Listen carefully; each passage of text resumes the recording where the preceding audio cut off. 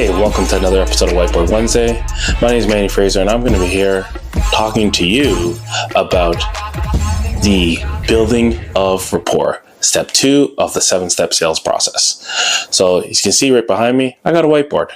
And as you can see, my camera, it's being funny, but we're going to get through this. So let's take a look at this. When it comes down to building rapport, I got 5 things that you're going to need to write down to make sure that you work on to be able to build the rapport that you want and be able to get the clients that you want, okay? So after you found the prospect that you wanted, now the step that you're at is building rapport.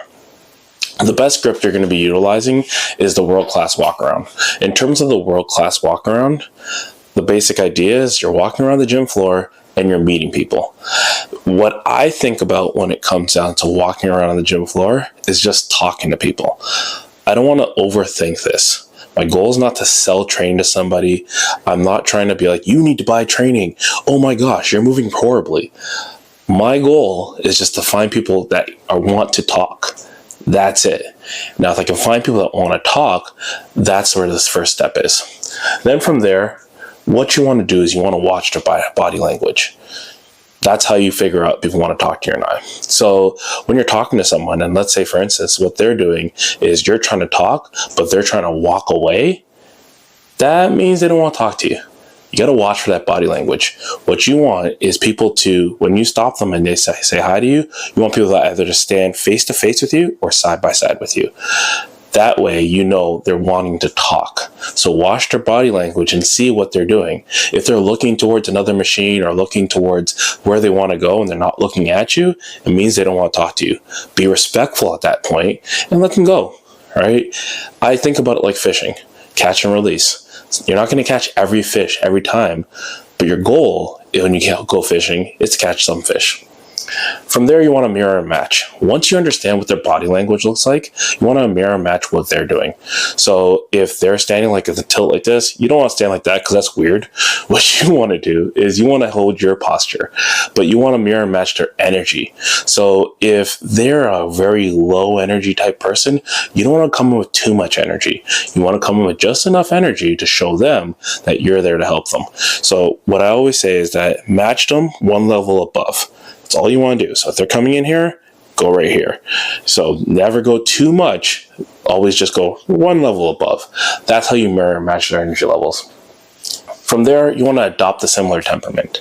So in terms of their temperament, you want to see what are they doing in the gym? Are they being very like, okay, I got to go do this, I got to do that, and they're being very like antsy? Once again, if someone's antsy, let them go. But you want to match a temperament they have. You want to match their style they have, what they're saying. It's all about mirroring and matching. Because what people can enjoy is when you're mirroring and matching the way they are, they're more likely to talk to you for longer. Your main goal is to have that conversation be anywhere from 5 to 10 minutes. And if you can get a 5 to 10 minute conversation with someone on the gym floor, you're most likely going to book a consult with them. Now, think about it from this point of view. Your main goal is just to have a conversation. That's it. From there, what you want to do next is use similar language. So never try to sound too smart. And I know this for trainers that you can be very like, you can add all the lingo and all the language, but guess what's going to happen? They're not going to understand you. And at that point, they're not going to want to listen to you. You want to mirror and match with their language. If they're using university level language, use university level language. If they're using college level language, use college level language. If they're using high school level language, do not use high school level language because high school level language makes no sense. No, realistically, what you want to do is you want to use professional language at all times, right? And you want to match what they're saying and how they're talking. If they're using old slang, don't use new slang because they're not going to understand what you mean. And try not to use slang at all because if you don't understand what it means, don't say it. Next, you want to match their speech patterns. If they're talking fast, don't talk as fast as them.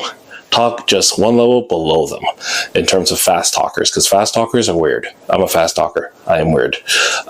Then the next thing you want to do is if they're talking slow, you don't want to talk too slow. You don't want to sound like Flash, 100-yard dash from Zootopia. where you're talking like this and you're like, hi, how you doing? You don't want to do that. What you want to do is you want to make sure that you have a great conversation with them. Okay. If you can make sure that you're focusing on building rapport with this person that you just met off the gym floor, I will guarantee you this step, which is step 2 in our 7-step process over the next 7 weeks, I'm going to be revealing every step. This is only step 2. If you can do this and master this one thing, I will personally guarantee that you will get people off the gym floor, because this is what I've been pretty much working on for the last 11 years in my career, which is figuring out ways to build rapport with people and pretty much get people to trust me to be able to say, yes, I want to purchase training. My goal is not to sell training. My goal is just to help people that come to the gym and give them solutions to the problems that they have. That should be your goal too. Anyways, if you got anything out of this episode, please hit that subscribe button, smash that like button, send this to a friend, send this to a fellow trainer who wants to really help and really work on building rapport in terms of their next client. And make sure that you take a look at, I guess it's going to be here, the next video, which is going to be step 3 in our 7-step sales process. Keep working towards getting to your goals. I'm here for you. If you need anything, just shoot a message. We got a couple communities that we're working on, got a couple courses that we're working on. Make sure you're tuned in to what's happening. Check out the podcast, check out the website. We're here for you.